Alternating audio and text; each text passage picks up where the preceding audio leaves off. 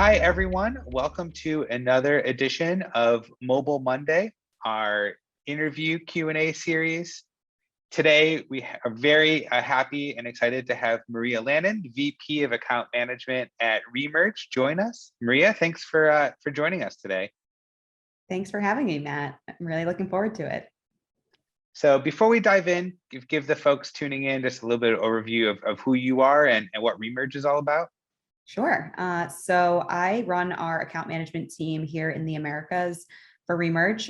In Remerge, we are a mobile DSP primarily focused on retargeting. So we work with some of the top apps across the globe, and we focus on retaining or helping our customers to retain users, drive users back to their app, and increase monetization within their app. And that definitely ties in very much. Of course, our topic today is going to be remarketing and retargeting.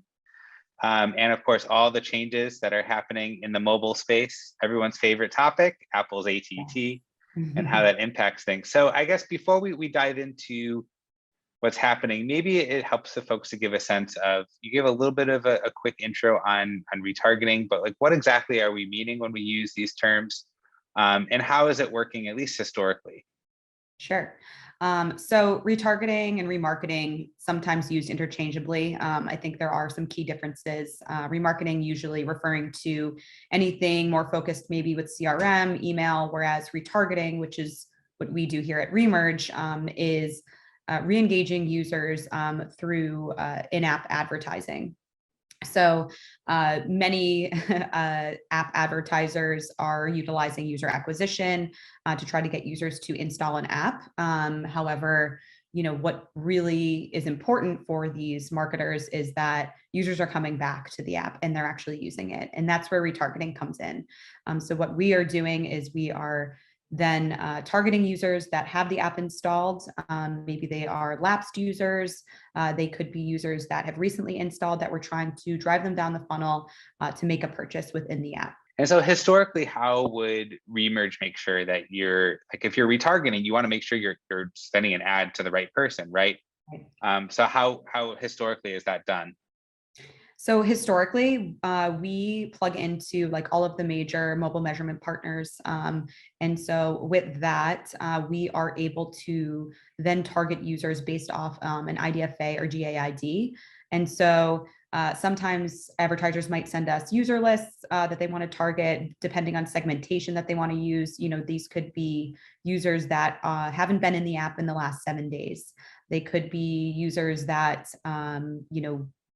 just installed within the first 3 days that they want to bring back. Whatever segmentation that they're utilizing, we are able to target those users in real time, find those users across all of the major supply side partners that we are plugged into to then serve them a relevant ad. And so historically, that's how retargeting has worked, similar to how it works on web with cookies. So knowing this user just by this combination of numbers and letters. And that's really all we know about the user and where that user is across the app ecosystem. Yeah. And this is, I think sometimes retargeting gets a bad rap, but, I think it is valuable, right? Like if I am a user and I take the time to download an app, sometimes maybe there's features of that app that I wasn't aware of. Right. If you take the time to get someone to download the app, you want to make sure that they keep using it. Yeah, I think you're totally right. And I think that is where the importance of privacy also comes into play, because I think now more than ever, users are very aware of retargeting and what it is. Whereas before, it was in some ways maybe creepy to users because you didn't know why a certain website or a certain app knew what you were looking at, right? Even if you think about like out of home or something like that, they know they're serving certain ads because they know that you're in a specific like geographical location. You might have certain interests. Retargeting is similar to that, right? It's just taking it a step further where, okay, we know that you've been looking at this specific shoe and you might be interested in something similar because we've seen that users that look at this particular shoe end up buying this one, or they end up buying both, right? So it's using a lot of those signals to get users to purchase, and also think about the brand in a different way, right? Because it's relevant content to what they are interested in. And I think that is powerful in a way, because you're showing this user compelling content, relevant content, not something that might not be interesting to them, right? So like, as an example, I live in New York City, and if I were seeing ads to buy a car, I probably wouldn't be interested in it, right? Because I don't need a car. And I think that's what's really powerful about retargeting, is as invasive as it might seem, it is relevant, and it's relevant to you. And I think in this day and age, consumers, we're moving so fast, and we are ingesting so much content constantly, that if it isn't relevant to you, then you're not going to be interested in it. And so I think that's why it is so important, and kind of why marketers continue to leverage it. I mean, even in this privacy centric world, where IDFA is being deprecated, it's still, it's still very important to have that value exchange. Yeah, it's interesting that you bring that up. We've done research on our end that said, like, would you rather get ads inside the apps that you use, or would you rather pay for them?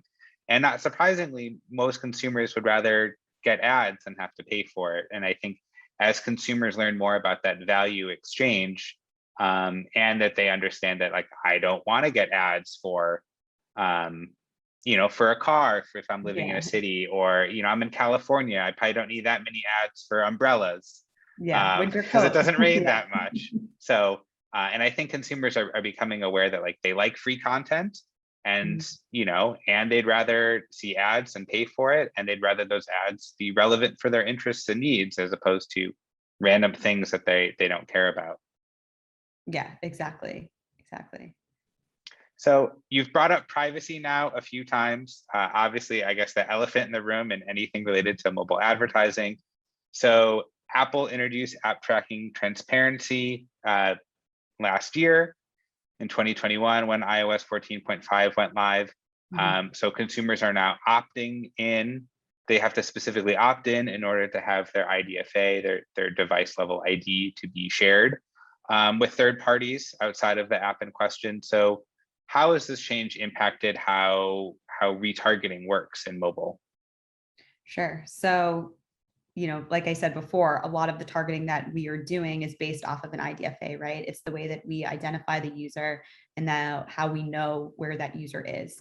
And so it has impacted retargeting in the sense that I think advertisers need to be a little bit more strategic with the way that they're speaking to consumers.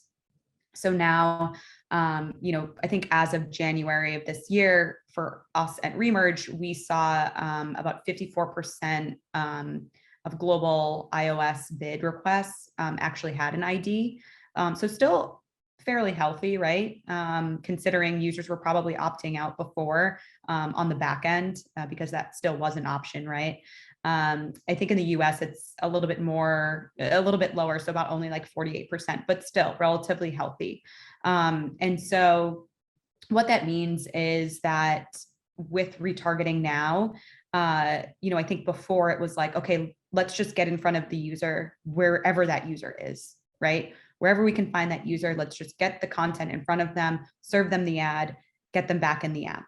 And I think now we're taking a broader look at things and saying, okay, we might have only one shot to get in front of this user, right? Because not only do they need to opt in on the advertiser side, they also need to opt in on the publisher side as well. So that limits the opportunities to get in front of a user, whereas there were probably a plethora of options to get in front of a user before. So I think what really becomes important now, and how we've seen these changes, is what marketers are actually communicating to users. So, I think creative becomes a lot more important, and the ad that you show and what you're communicating to the user, because you want to have that value exchange. You want to incentivize them to come back, and you don't want to be too invasive, right? Or they're going to opt out. And so I think it's more about quality over quantity now, right? Like, can we serve some content that it's going to be compelling for the user that they're going to come back. And so it's getting creative with different types of creative that you're using, right? Different messaging based on what you see. Are there different publishers that you see higher conversion rates on? And do we need to leverage those more specifically? Whereas before, maybe you wouldn't take a closer look at some of those other contextual signals. Similarly, like, do we see that your user base responds better to videos? Let's lean into that. Let's change that up.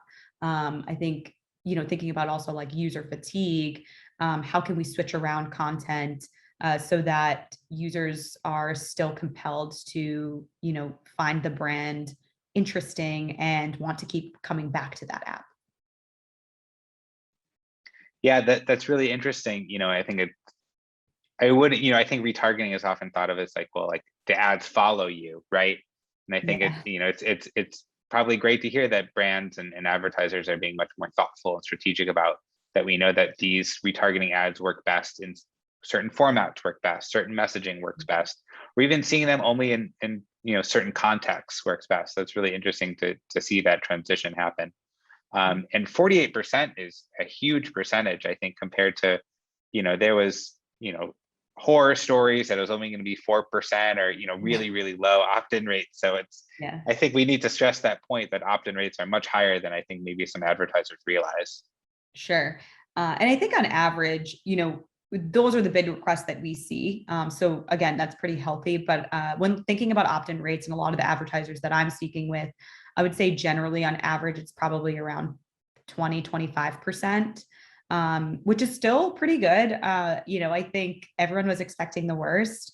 And that's still a percentage that you can work with, right? And if you are seeing a 25% opt-in, then those could be really high valued users for you, especially if they're agreeing to continue to engage with your content. So yeah, I mean, it's something that we keep a close eye on in terms of like the big requests that we're seeing. We published last year this like post IDFA dashboard, which is available on our website, where it's updated daily, and it tracks CPMs on ID and non-ID traffic to see, okay, what is working, what's the total landscape across different geos. And it's just good to kind of see and like, I guess in a way, feel a little bit more positive about the situation, knowing that, you assume the worst, like, oh, maybe we're only seeing like 10% or each day it's going down. But for us, it's what we're seeing is that it's been pretty healthy. Yeah, knowledge is power. It helps to know, like, just because the headlines say one thing doesn't mean that that's actually the case. Right. So I am curious. So of those users who don't have an IDFA attached to them, those iOS users, is retargeting possible with that cohort? So I think that is also like a misconception as well, right? Because you're thinking, okay, users opt out. There's no way that we can target those users. But the fact of the matter is you can still target non-ID traffic. It's really just number one, user acquisition and retargeting become one and the same, right? Because we're not so sure if this user is familiar with the brand or the app, or if they are an avid user, right? So the targeting is still possible. It's just changing the way that we think about these users, right? And that kind of goes back to messaging. Can we use more generic messaging so that we're not speaking towards someone to install or speaking towards to get somebody, hey, come back and purchase, when it's like, I've never even heard about this brand. Why are they saying that? So can we use specific CTAs that are a little bit more generic, like shop or play, which seems like very basic, but it's going to speak to a larger audience. So the targeting is definitely still possible. It's just we don't necessarily know who that customer is yet. What we could do, and what we see right now, because we do target non-ID traffic, is do we see that users have a higher return on ad spend on specific publishers, and that might indicate to us, okay, maybe a lot of the existing user base is going here, whereas your newer user base is going here. And then maybe we can make assumptions and serve up content that makes sense based on those users and what we see.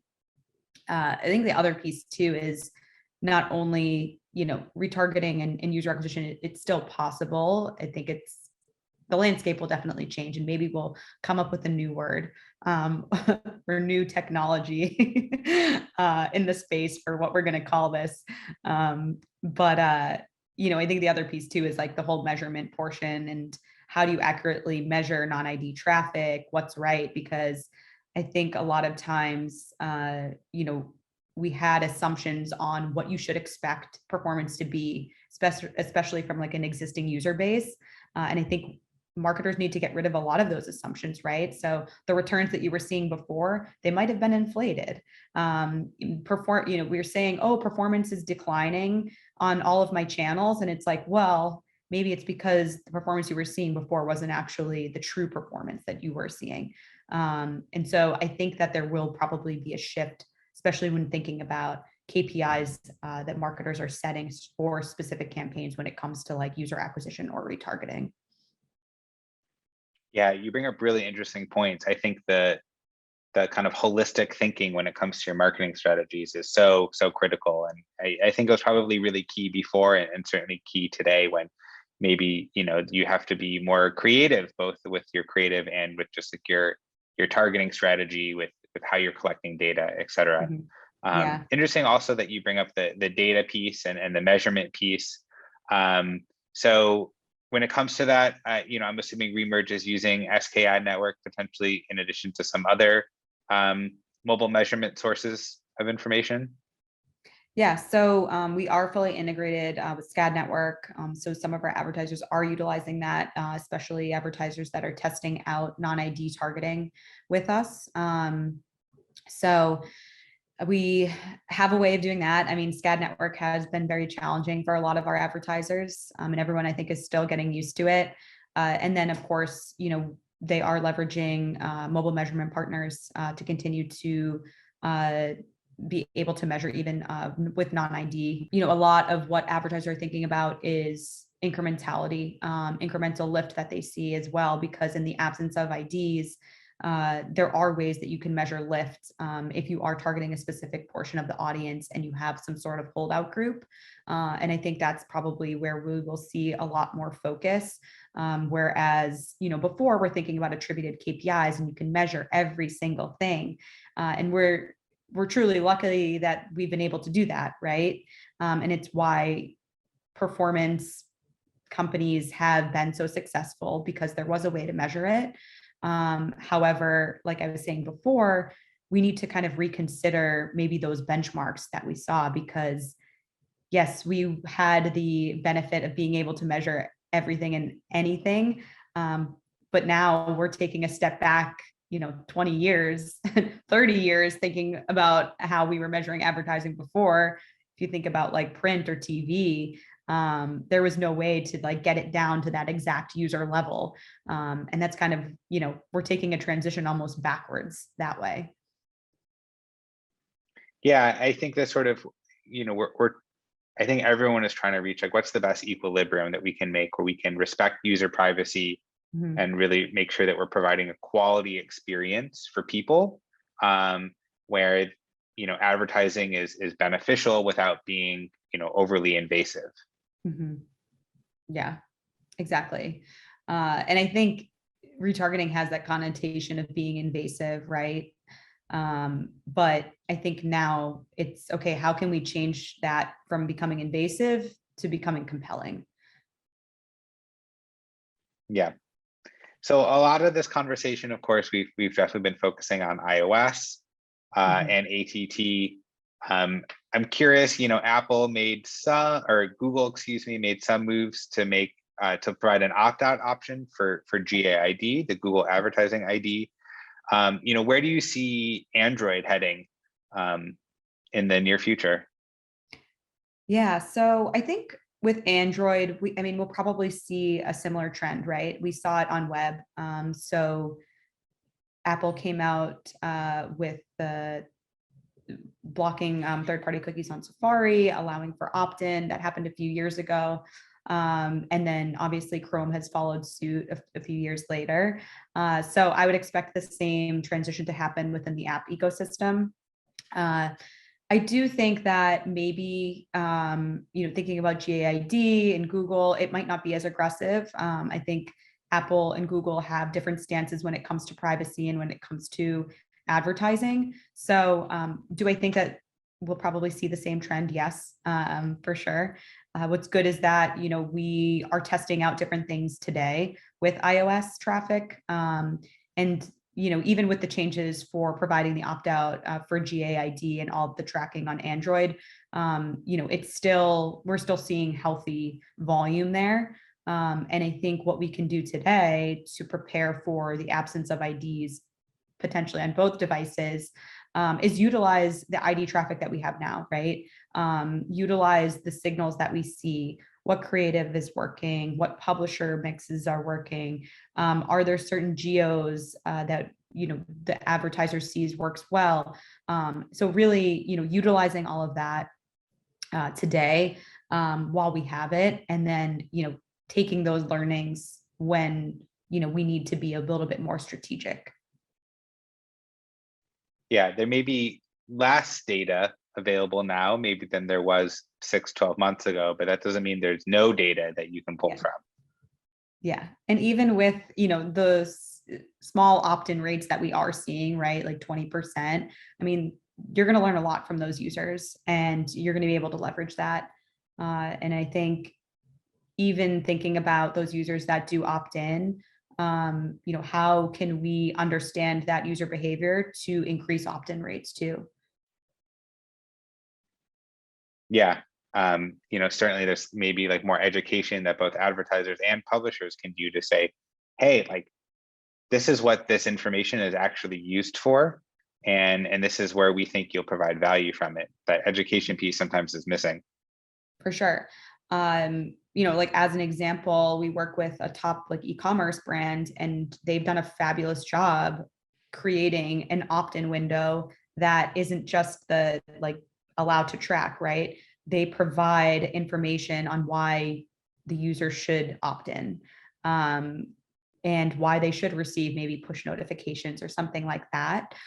So I think if advertisers can get creative, and of course that's an investment, right? Because now you have to get your developers involved to create a more native prompt that might be more aligned with your brand, but it's creating a story and it's compelling to the user because you're explaining to them what this is all about, right? Whereas if you just see a pop-up, and I'm probably guilty of this before I work in digital advertising, but you're just going to say, no, like, I don't want that. But if you can explain to the user, they're going to think about it and they're going to say, okay, like I actually love this brand. It's one of my favorite brands. And yeah, I want to see relevant content from them. And I take it the e-commerce company that you mentioned has seen some good results from doing this upfront education. Yeah, I was actually looking into it recently. And what we've seen for sure, especially with a lot of advertisers that either aren't showing the prompt or they haven't really been able to optimize the prompt, is they see the lower opt-in rates. We've seen more budget then shift towards Android because that's where the majority of the user base is. And so for this player in particular, what we've seen is actually still very healthy investment on iOS. It's equal to what we were investing on Android. So it's about a 50-50 split. And similarly, we actually see a higher return on ad spend on iOS users, higher revenue per user as well. So, that's just an example where, putting in that extra effort probably is going to pay off in the long run. Yeah, and you bring up a really interesting point. I mean, great to hear those results, really fascinating. And I think you bring up a really interesting point. I know from our end, we definitely saw some advertisers in market saying like, oh, like, with these changes with ATT, I'm just going to shift all my budgets to Android. Yeah. And There's only so many users. Android users, right? Yeah, especially, in iOS first markets like the US, that it's a very short-sighted strategy. And frankly, as you mentioned, iOS users there's too many of them and they're too valuable to ignore. Exactly. Yeah, I mean, we can't convince users to switch from an iPhone to, a Samsung or something like that. I mean, I wish we could, but yeah, you can't change the landscape, right? There's really no way to have that influence. So, definitely more of a short-term strategy. Yeah, and even if you shift all your budgets to Android at a certain point, Diminishing returns. and the Google advertising ID probably won't be available forever. Exactly. Yeah. So a very short-lived strategy. But I think with that, you can shift budget to Android and do it in a smart way where it's like, okay, I know that I have the ID. I know I have all these additional signals if I am shifting more budget for Android, maybe in the short term, and I can take those learnings and apply to it to non-ID. So I think that might be a good strategy, but you can't just put all your eggs in one basket. Yeah, I think it kind of speaks to a point you brought up earlier that there's just a variety of data sources out there, and you just have to learn to use what's available and be smart about really understanding the learnings that you're getting. Definitely. So we've covered a lot of great points, and you've touched on this a little bit, but say looking 3-5 years down the road, what do you see retargeting specifically and mobile advertising more broadly looking like? I don't think advertising is going anywhere, right? I kind of touched on this before, but I think what we'll see is a shift in the way that we speak to consumers and the way that we target consumers. So, like I said, I think user acquisition and retargeting will kind of become one and the same. That's already happening. And I think it will only get better, right? I think that advertisers will be smarter about the way that they're speaking to users in a way that, again, like isn't as invasive, and it's more compelling, more relevant. It's not going to be about, okay, let's just blast ads at these users just to get them to come back, right? It's going to be more quality over quantity. And that's kind of where I see the shift going. So, I think we need to lean into all of these privacy changes because it's not going anywhere. And the more that you can lean into privacy, the better. So not, again, like that doesn't mean, okay, I'm going to just put all my investment towards Android, right? Like these are all short-term solutions, or I'm going to rely on probabilistic attribution. Eventually, all of that is going to go away. So what can we be testing out today that might make sense in the future, right? And I touched upon this before, but thinking about, okay, do I need to be looking at, incremental lift? Do I need to be, thinking about how you would measure programs today where we don't have IDs, thinking about like TV measurement or something like that. How can we apply that to mobile advertising? And I kind of see that being a shift. So leveraging what we see from more traditional advertising in terms of measurement, and then applying that to what we see in the digital landscape. Yeah, there is a middle ground, and we will get there. Yeah, we can't, it's not going away. It's just changing. Yeah. Well, fantastic. Well, Maria, this has been a great conversation. Thank you for joining us. Any final words? Thank you for having me. This has been great. And yeah, looking forward to seeing what the future brings. Great. Well, Maria, thank you for joining us. And everyone, thanks for tuning in.